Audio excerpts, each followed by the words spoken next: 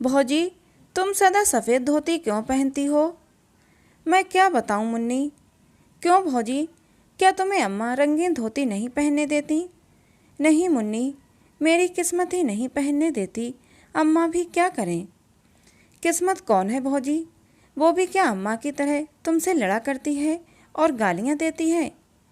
7 साल की मुन्नी ने किशोरी के गले में बाहें डालकर पीठ पर झूलते हुए पूछा, किस्मत कहाँ है भौजी, मुझे भी बता दो। सिल पर का पिसा हुआ मसाला कटोरी में उठाते हुए किशोरी ने एक ठंडी सांस ली। बोली, किस्मत कहाँ है मुन्नी, क्या बताऊं। आंचल से आंसू पोंछकर किशोरी ने तरकारी बघार दी। खाना तैयार होने में अभी आधे घंटे की देरी थी। इसी समय मुन्नी की माँ गरजती हुई चौके में आई। बोली, 10 साढ़े 10 बज रहे हैं, अभी तक खाना नहीं बना। बच्चे क्या भूखे ही स्कूल चले जाएंगे? बाप रे बाप, मैं तो इस कुलच्छनी से हैरान हो गई। घर में ऐसा कौन सा भारी काम है जो समय पर खाना भी तैयार नहीं होता? दुनिया में सभी औरतें काम करती हैं या तू ही अनोखी काम करने वाली है?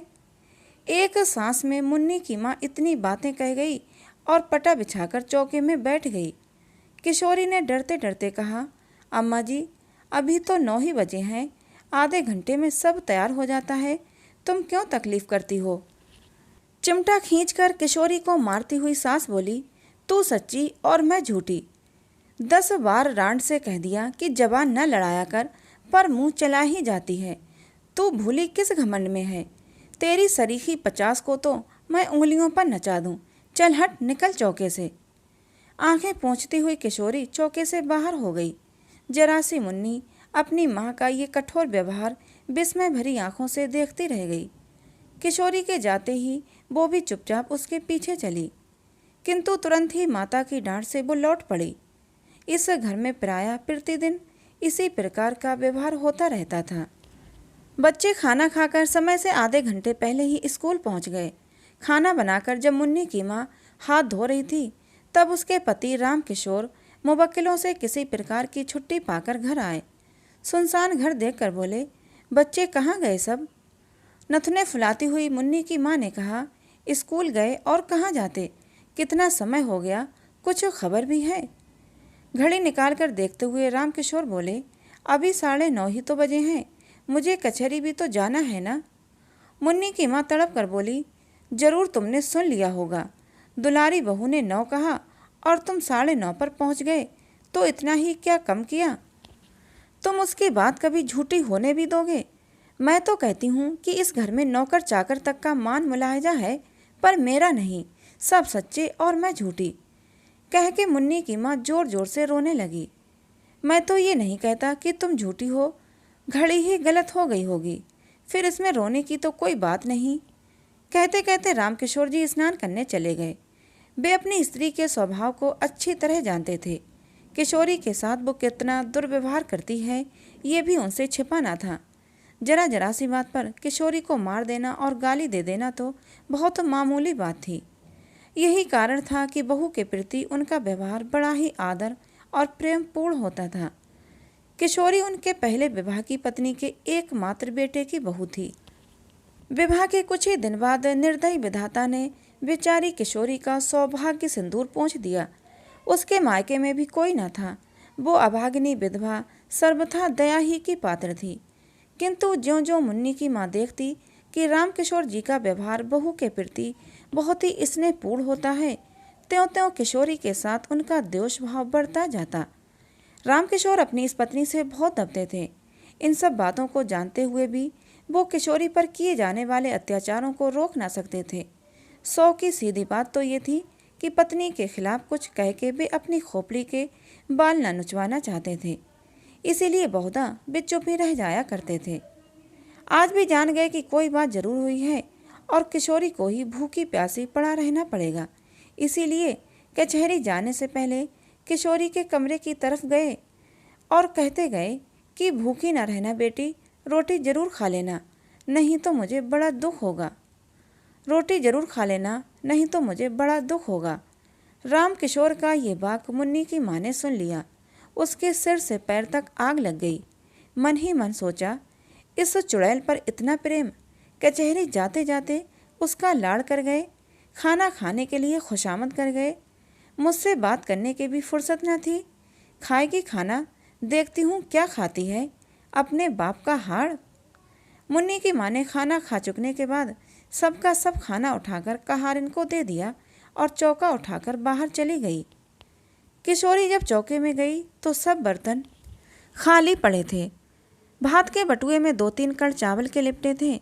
किशोरी ने उन्हीं को निकालकर मुंह में डाल लिया और पानी पीकर अपनी कोठरी में चली आई।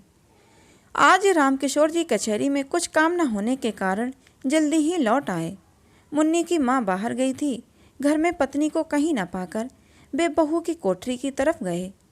बहू की दयनीय दशा को देखकर उनकी आंखें भर आईं। आज चंदन जीता होता तब भी क्या इसकी यही दशा रहती। अपनी भीरुता पर उन्होंने अपने आप को न जाने कितना धिक्कारा। उसकी धोती कई जगह से फटकर सी जा चुकी थी। उस धोती से लज्जा निवारण भी कठिनाई से ही हो सकती थी। बिछौनों के नाम से खाट पर कुछ चीथड़े पड़े थे। जमीन पर हाथ का तकिया लगाए वो पड़ी थी। किशोरी को झपकी सी लग गई थी। पैरों की आहट पाते ही वो तुरंत उठ बैठी। रामकिशोर जी को सामने देखते ही संकोच से जरा घूंघट सरकाने के लिए उसने ज्यों ही धोती खींची, धोती फट गई। हाथ का पकड़ा हुआ हिस्सा हाथ के हाथ नीचे चला आया। रामकिशोर ने उसका कमल सा मुरझाया हुआ चेहरा और डबडबाई हुई आंखें देखीं तो उनका हृदय स्नेह से कातर हो उठा। वे ममत्व भरे मधुर स्वर में बोले, तुमने खाना खा लिया बेटी? किशोरी के मुंह से अचानक ही नहीं निकल गया। फिर वो संभल कर बोली, खा तो लिया है बाबूजी। रामकिशोर, मुझे तो ऐसा मालूम होता है कि तुमने नहीं खाया है।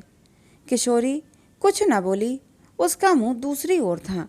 आंसू टपक रहे थे और वो नाखून से धरती खुरच रही थी। रामकिशोर फिर बोले, तुमने नहीं खाया ना? मुझे दुख है कि तुमने भी अपने बूढ़े ससुर की एक जरा सी बात न मानी। किशोरी को बड़ी गिलानी हो रही थी कि वो क्या उत्तर दे। कुछ देर में बोली, बाबूजी, मैंने आपकी आज्ञा का पालन किया है। जो कुछ चौके में था खा लिया, झूठ नहीं कहती। रामकिशोर को विश्वास न हुआ।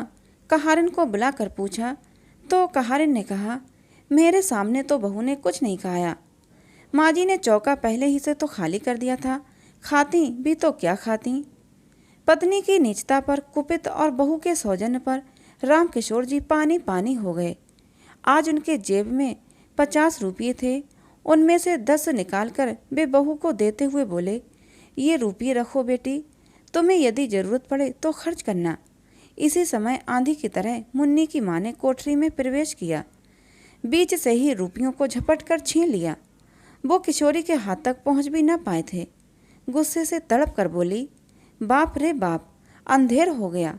कलयुग है कलयुग, जो न करावे सो थोड़ा ही है। अपने सिर पर की चांदी की तो लाज रख लेते। बेटी बहू के सोने घर में घुसते तुम्हें लाज भी ना आई। तुम्हारी ही सर चढ़ाने से तो ये इतनी सर चढ़ी है, पर मैं न जानती थी कि बात इतनी बढ़ चुकी है। इस बुढ़ापे में भी गड्ढे में ही जाके गिरे। राम राम, इसी पाप के बोझ से तो धरती दबी जाती है। वे तीर की तरह कोठरी से निकल गई। उनके पीछे ही रामकिशोर भी चुपचाप चले गए। वे बहुत वृद्ध तो न थे, परंतु जीवन में नित्य होने वाली इन घटनाओं और जवान बेटे की मृत्यु से वे अपनी उम्र के लिहाज से बहुत बूढ़े हो चुके थे। गिलानी और क्षोभ से वे बाहर ही बैठक में जाकर लेट गए। उन्हें रह रहकर चंदन की याद आ रही थी। तकिए में मुंह छिपाकर वो रो उठे। पीछे से आकर मुन्नी ने पिता के गले में बाहें डाल दी। पूछा, क्यों रोते हो बाबूजी? रामकिशोर ने विरक्ति के भाव से कहा, अपनी किस्मत के लिए बेटी। सवेरे मुन्नी ने भौजी के मुंह से भी किस्मत का नाम सुना था और उसके बाद उसे रोते देखा था। इस समय अब उसने पिता को भी किस्मत के नाम से रोते देखा तो उसने विस्मित होकर पूछा, किस्मत कहाँ रहती है बाबू? क्या ये अम्मा की कोई लगती है? मुन्नी के इस भोले प्रश्न से दुख के समय भी रामकिशोर जी को हंसी आ गई और वे बोले, हाँ, वो तुम्हारी माँ की बहन है। मुन्नी ने विश्वास का भाव प्रकट करते हुए कहा, तभी तो वो तुम्हें भी और भौजी को भी रुलाया करती हैं। तो दोस्तों, ये कहानी थी सुभद्रा कुमारी चौहान की, जिसका नाम था किस्मत। कहानी आपको कैसी लगी कमेंट करके ज़रूर बताना। जाते जाते कहानी को एक लाइक और चैनल को सब्सक्राइब जरूर कर लेना, जिससे कि ऐसी ही मनोहर कहानियाँ आप लोगों को मिलती रहें। मिलते हैं अगली किसी नई कहानी में।